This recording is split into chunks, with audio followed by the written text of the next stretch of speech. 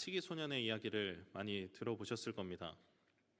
이 양치기 소년이 양치는 일이 너무 심심해서 늑대가 나타났다고 거짓말을 합니다. 마을 사람들은 너무 놀라서 양치기 소년을 도와주러 오죠. 근데 거짓말인 걸 알았고 사람들이 다시 돌아갑니다. 두 번째로 늑대가 나타났다고 또 이야기합니다. 사람들은 다시 또 찾아왔죠. 근데 이번에도 거짓말인 것을 알고 실망하고 돌아갑니다. 그리고 양치기 소년이 다시 한번 늑대가 나타났다고 소리칩니다. 그런데 이번엔 아무도 그 양치기 소년을 도와주러 오지 않았고 양들은 모두 늑대에게 잡아먹혀버리고 말았습니다. 이 이야기가 주는 교훈이 무엇입니까? 교훈은 이것이죠. 거짓말은 2번까지만 하자. 누가 이런 해석을 내놓았는지 모르겠는데 그럴싸하다는 생각이 얼핏 들기도 합니다. 그러나 이게 얼핏 드는 생각 정도로 넘어가야지 그 본질적인 의미를 왜곡해서 그냥 이 교훈 없이 우스갯소리로 남겨서는 안 될 것입니다. 이 아이들을 가르치고 지도하는 입장에서 어려운 일 중에 하나는 제시하는 그대로 행동하지 않고 자기의 생각이나 자기의 판단으로 행동하는 것입니다. 이렇게 배웠으면 꼭 이렇게 해야 되는데 그렇게 하지 않고 자기 멋대로 생각해버리고 마는 것입니다. 양치기 소년 이야기를 듣고 거짓말을 하지 않아야 하는구나 라고 생각하는 것이 아니라 2번까지만 거짓말해야지 하고 생각하는 것이죠. 또 다른 경우는 아예 의도를 이해하지 못하고 잘못 해석하여 행동하는 경우입니다. 그런데 이 아이들을 만나고 또 성인을 만나다 보니 아이들만 그렇게 생각하고 행동하는 것이 아니라 우리 모두가 그렇게 행동하고 생각하기도 한다는 것입니다.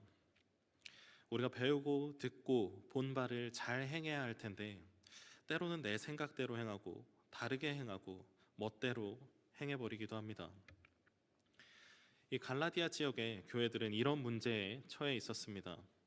그리스도인으로서 신앙을 완성시키기 위해서는 구약의 율법을 지키고 할례를 반드시 해야 한다는 주장을 하는 사람들과 그런 분위기가 형성되어 있었습니다. 이에 바울은 그들의 신앙에 문제가 생길 수 있다고 생각했고 갈라디아 지역 교회에게 편지를 씁니다. 그리고 오늘 그 끝자락에 육체의 일과 성령의 열매를 비교하여 제시합니다. 우리가 생각할 때 참된 그리스도인에게 필요한 것은 무엇입니까? 이 교회 공동체 안에서 성령의 힘으로 살아가고 성령에 충만한 사람들은 어떤 모습이라고 생각을 하십니까? 흔히 생각하기를 기도를 열심히 하고 찬송을 부르며 예배와 봉사에 빠지지 않는 사람이라고 생각을 합니다. 맞습니다. 이런 사람들은 성령 가운데로 행하고 있는 사람일 확률이 매우 높습니다. 성령 충만한 사람은 교회 안에서도 그런 사람들일 것입니다. 그러나 반대로 그런 사람이 꼭 성령 충만한 사람은 아닐지도 모릅니다. 이 오묘하고 무서운 말들은 성경 곳곳에 실제로 나타납니다. 예수님께서는 성경에서 바리새인들을 책망하거나 비판하는 말씀을 많이 하십니다. 그렇기에 우리의 인식 속에 바리새인들은 좋지 못한 인식으로 자리 잡고 있습니다. 이 겉으로 보이길 중요하게 생각하는 사람을 바리새인이라고 표현하기도 합니다. 그러나 당대의 바리새인은 꼭 그런 존재만은 아니었습니다. 그들은 율법을 지키고자 하는 열심이 있었고 그 열심은 많은 사람들이 존중받고 본받을 만하다고 생각했습니다. 만약 그들이 그저 외식하는 존재이기만 했다면 대제사장들과 바리새인들이 예수님을 죽이려고 했을 때 어떻게 민심을 얻을 수 있었겠습니까? 그들은 율법을 잘 지키고 있었고 잘 알고 있었고 많은 사람들이 그들의 행동과 신앙을 추앙했습니다. 하지만 그것이 올무가 되어서 외식하는 자로 전락한 것입니다. 그들은 율법과 율례의 본질을 놓치고 그 행위만이 남아서 사람들에게 보이는 것에만 신경 쓰게 된 것입니다. 우리가 무언가 변한다는 것은 아무것도 없는 상태가 아닙니다. 이미 변화할 만한 무엇이 있기 때문에 변하는 것입니다. 갈라디아 지역 교회도 그들의 신앙이 열심히 있었기에 흔들렸던 것입니다. 신앙에 열심히 있었고 더 잘 섬기고 따르고 믿고 싶었기에 어느새 변해버릴 위기에 처하고 만 것입니다. 우리의 신앙도 아무것도 하지 않으면서 위기가 찾아오진 않습니다. 도리어 무언가 열심히 하려고 하고 헌신하려고 할 때 사탄이 속삭이기 시작합니다. 내가 이렇게 열심히 하고 이렇게 하나님과 가까운데 하는 교만이 싹틉니다. 이 교만은 십자가의 사랑과 하나님의 무한하신 은혜와 영광을 가리우며 내가 높아집니다. 내가 높아지면 하나님의 영광을 가리고 나를 드러내고 싶어하는 욕심이 생깁니다. 이 헛된 욕심은 우리를 외식의 길로, 육체의 길로 다시 끌고 내려갑니다. 우리에게 중요한 것은 우리가 무엇을 중요하게 여기느냐가 아닙니다. 성경에서 중요하게 말하는 것이 무엇이냐 하는 것입니다. 하나님의 말씀을 통해 금지된 것을 하지 않고 맺어야 할 열매들을 잘 맺는 것이 중요합니다. 우리는 성령 충만에 대해 그 모습들을 여러 가지로 떠올립니다. 그런데 그 성령 충만한 모습들이 맺어질 열매들을 오늘 본문 말씀은 분명하게 말하고 있습니다. 근사한 나무의 모습을 말하는 것이 아니라 열매의 모습을 우리에게 말하고 있습니다. 그 열매는 이렇습니다. 사랑, 희락, 화평, 오래 참음, 자비, 양선, 충성, 온유, 절제. 그리고 이어서 이 같은 것을 금지할 법이 없다고 말합니다. 이 열매들은 교회 공동체 안에서 금지할 법이 없습니다. 우리 어떤 행위들은 때론 금지하고 막아야 할 것들이 있지만 성령 하나님을 통해서 맺어지는 이 열매들은 금지할 법이 없습니다. 그런데 이 열매들은 우리가 교회 안에서 성령님이 주신 것이라고 잘 말하지 않습니다. 그 사람은 사랑이 참 많아. 그분은 인내심이 참 깊으셔. 그 사람과 있으면 기분이 참 좋아져 라고는 말하지만 그러한 모습이 성령 충만하다고 말하지는 않습니다. 그 모습들이 지속적으로 행해지는 행동 양식이 정해져 있다거나 쉽게 측량할 수 있어서 알 수 있는 부분이 아니기 때문입니다. 참 아이러니하게도 우리가 성령 충만하다고 말하는 대부분의 행동들은 뚜렷하게 나타나는 행동들이나 모습들이고 오히려 오늘 말하는 열매들은 측량할 수 있다거나 뚜렷하게 나타나는 모습은 아닙니다. 마치 비 온 뒤에 나는 흙내음처럼 은은하게 풍겨오는 모습이기 때문에 느낄 수 있을 뿐 정확하게 짚어내기는 참 어렵습니다. 우리 교회 안에서 누가 사랑이 제일 많습니까? 누가 화평하게 하고 온유하며 자비로운 사람입니까?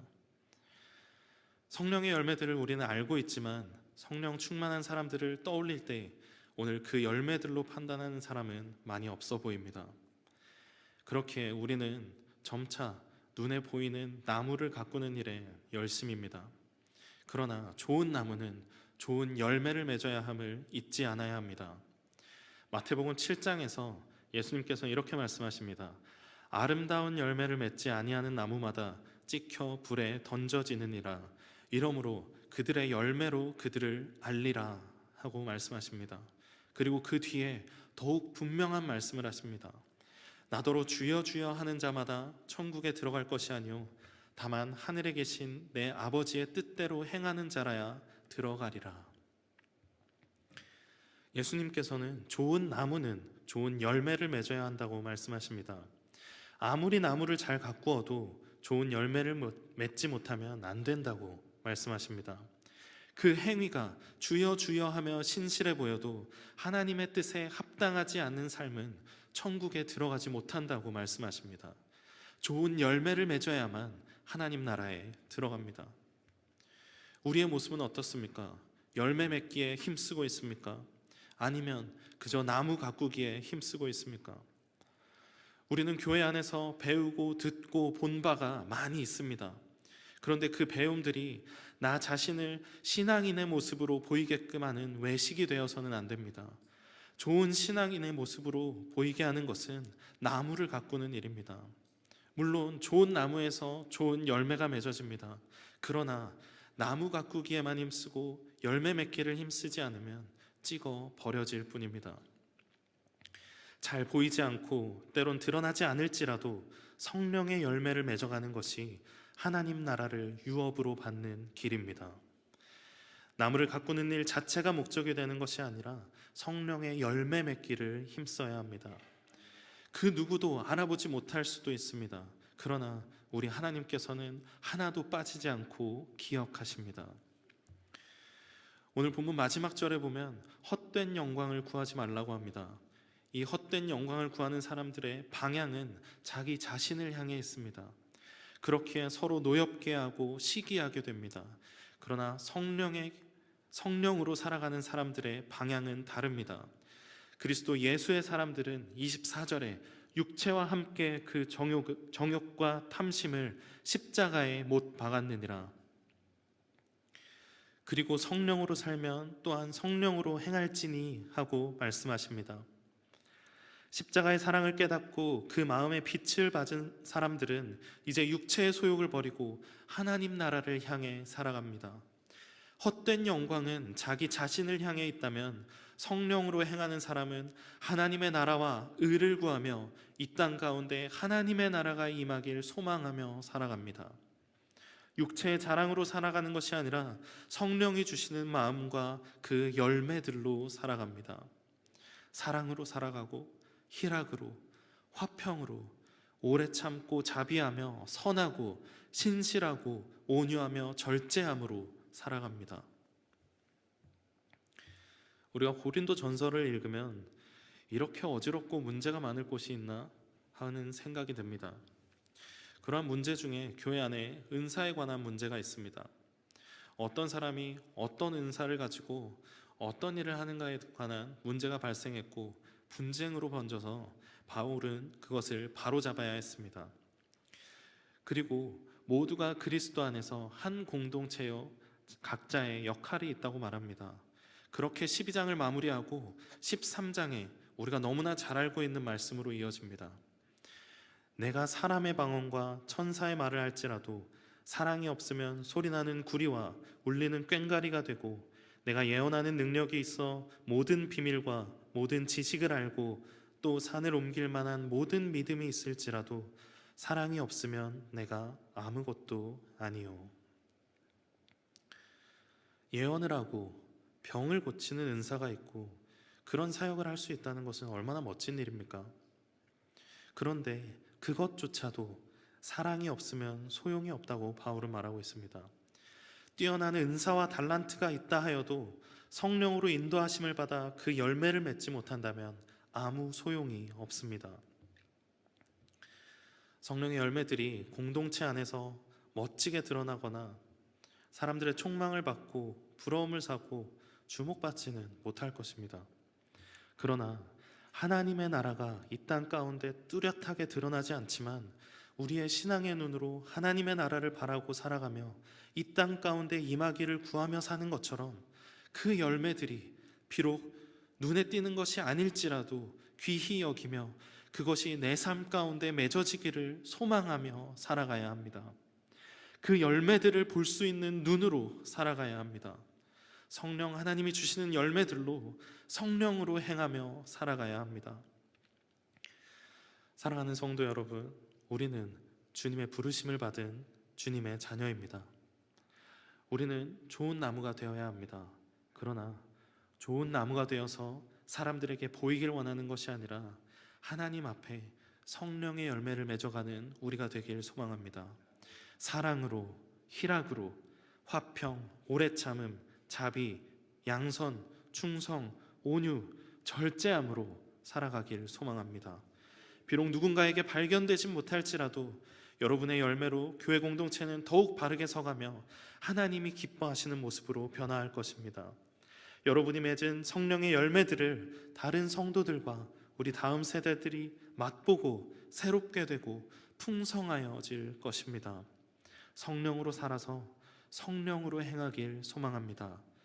그렇게 살아가려고 애쓰며 기도하고 구할 때에 하나님이 열매 맺게 하시며 풍성하게 하실 줄을 믿습니다. 우리가 모두 그렇게 살아가기를 간절히 소망합니다.